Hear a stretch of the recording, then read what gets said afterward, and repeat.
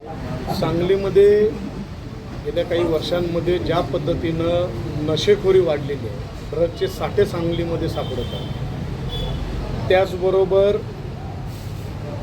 गुन्हेगारी तेवढ्याच पद्धतीनं वाढलेली आहे. गेल्या 7-8 महिन्यातच 47 मर्डर आपल्या सांगलीमध्ये झाले. कधी यूपी बिहार त्यालाही मागं सोडलेलं आहे. आजची ही भयानक परिस्थिती चालू आहे फक्त नशेखोरीमुळे. काल 2 दिवसापूर्वी माननीय पालकमंत्री चंद्रकांतदादा पाटील यांच्या संकल्पनेतून सांगलीचे जिल्हा पोलीस प्रमुख तुषार जोशी साहेब यांनी एक जनजागृती मोहीम, या नशामुक्तीसाठी एक रॅली या सांगलीमध्ये आयोजित केली. सांगलीतील सर्व नागरिक बंधू भगिनींनी, विद्यार्थ्यांनी याला चांगल्या पद्धतीनं प्रतिसाद दिला. खूप चांगली मोहीम त्यांनी हातात घेतलेली आहे. मात्र दुर्दैवाने त्याच दिवशी रात्री सांगलीमध्ये 2 घटना घडलेल्या. सांगली संजयनगर हद्दीमध्ये नशेखोरांनी धुमाकूळ घातला, त्या चाकूने वार करून त्या रिक्षा चालकावरती हल्ला केला, रिक्षा फाडून टाकली, अनेक नागरिकांना दहशत माजवली. त्याचबरोबर मिरजमध्ये एक एसटी, जालन्याला चाललेली एसटी अडवून त्या एसटीमधील कंडक्टर आणि ड्रायव्हरला सुद्धा त्या ठिकाणी मारहाण केली. त्याचवेळी त्या ठिकाणी मार्शल असणारे किंवा पोलीस कर्मचारी कोंडिबा सरगर व घुबडे नामक जे पोलीस कर्मचारी आहे, हे पेट्रोलिंग करत असताना ह्या आरोपींना पकडलं त्यांनी. मात्र ह्या धक्काबुक्कीमध्ये त्यांनी पोलीस कर्मचाऱ्यांवरती सुद्धा चाकूने वार केले. याच्यामध्ये कोंडिबा सरगर हे थोडक्यात यांचा जीव वाचला. म्हणजे लिव्हरच्या बाजूने त्या चाकूचा वार झाला. 1 इंच जर वार सरकला असता तर बिचारे कोंडिबा सरगर हे शहीद झाले असते. या कोंडिबा सरगर आणि घुबडे यांनी ह्या कंडक्टर आणि ड्रायव्हरला वाचवण्यासाठी स्वतःचं प्राण हे धोक्यात घातलेले आहे. आम्हाला तुकाराम ओंबाळेंची या ठिकाणी आठवण आली. आमची सरकारकडे मागणी असेल की या दोघांनाही शौर्य पुरस्कार मिळावा, ही अशी आम्ही जिल्हा पोलीस प्रमुख आणि सरकारकडे मागणीसुद्धा करतो. त्याचबरोबर आज आम्ही या मिरज सिव्हिलमध्ये ह्या पोलीस कर्मचाऱ्यांची भेट घेऊन चौकशी केली.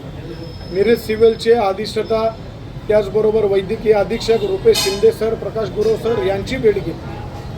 माझी जिल्हा पोलीस प्रमुखांकडं मागणी आहे की हे जे जिहादी अब्दुल्ला पटेल आणि सैफुल्ला पटेल आहे, हे ह्याच्या आधीसुद्धा यांनी अनेक वेळा दहशत माजवलेली आहे. याच्या आधीसुद्धा त्यांनी चाकू हल्ले केलेले आहेत. यांच्यावरती कडक शासन करावं, यांच्यावरती गंभीर स्वरूपाचे गुन्हे दाखल करावे आणि यांच्यावरती रिमांड घेऊन रस्त्यात यांची धिंड काढावी. वेळ पडली तर यांचा एन्काउंटरसुद्धा SP साहेबांनी करावा, अशी मी मागणी करतो. त्याचबरोबर सांगली जिल्ह्यामध्ये जर या नशेखोरांवर किंवा या गुन्हेगारीवरती कंट्रोल SP साहेबांना आणायचं असेल तर वर्षानुवर्ष ठाण मांडून बसलेले जे पोलीस स्टेशनचे कर्मचारी आहेत, ज्यांचं या नशेखोरांशी साटेलोट आहे, जे लोक अवैध व्यवसायांकडून कलेक्शन करत आहेत, अशा कर्मचाऱ्यांची त्या जागेवरून पहिला हकलपट्टी करावी, त्यांची बदली करावी. त्याचबरोबर एका पोलीस स्टेशनचे अधिकारी आहेत जे स्वतः दिवसभर व्यसन करून त्या ठिकाणी त्यांच्या कार्यालयामध्ये बसतात, अशी अनेक नागरिकांची तक्रार आहे. माजी केंद्रीय मंत्री यांची बदली करायची मागणी केलेली आहे.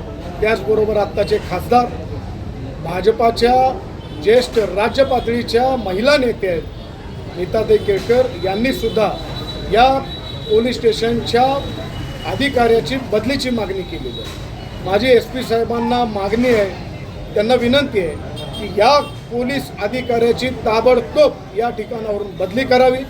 कारण इतक्या तक्रारी घेऊन सुद्धा जे संजयनगरमध्ये त्या लहान मुलाचा गोळ्या घालून खून झाला, त्या प्रकरणामध्ये जजच्या PIची बदली झाली. मात्र त्याच्यामध्ये 2 नंबरला दोषी असणारे सांगलीचे जे पोलीस निरीक्षक आहेत सांगली भागातील, त्यांच्यावरती IG साहेबांनी सुद्धा त्यांना शेरा मारलेला आहे, त्यांची इन्क्रिमेंट थांबवलेली आहे, त्याच्यामध्ये त्यांच्यावरती कारवाई झालेली आहे. असे पोलीस अधिकारी कोणाच्या हस्तक्षेपामुळे या ठिकाणी थांबलेले आहेत, त्यांची कुठलीही पर्वा SP साहेबांनी करू नये. राजकीय कोणाला वरद हस्त असेल तर त्याची कुठली तमा बाळगू नये. आम्ही समस्त सांगलीकर SP साहेबांच्या सोबत आहोत. असे अधिकारी आणि कर्मचारी जिल्ह्यातले त्यांनी हटवावेत, अशी आम्ही नम्र विनंती करतो. जर अशा प्रकारची कारवाई झाली नाही, कारण एस पी साहेबांचं पालकमंत्र्यांचं हे प्रामाणिकपणे प्रयत्न चालू आहेत, सांगली निर्भय व्हावी, नशामुक्त व्हावी, गुन्हेगारीमुक्त व्हावी. मात्र जर ह्या कारवाई झाली नाही तर आम्ही पुन्हा एकदा सांगलीच्या त्या पोलीस स्टेशनच्या सर्व विभागांना एकत्र करून त्या भागामध्ये बंद पाळून, कारण पूर्ण सांगली आता 2 वेळा बंद पाळलेला आहे, तर त्या भागातला बंद पाळून सगळ्या नागरिकांना एकत्र करून आम्ही मोठा मोर्चा पुन्हा एकदा सांगलीमध्ये आम्हाला काढावा.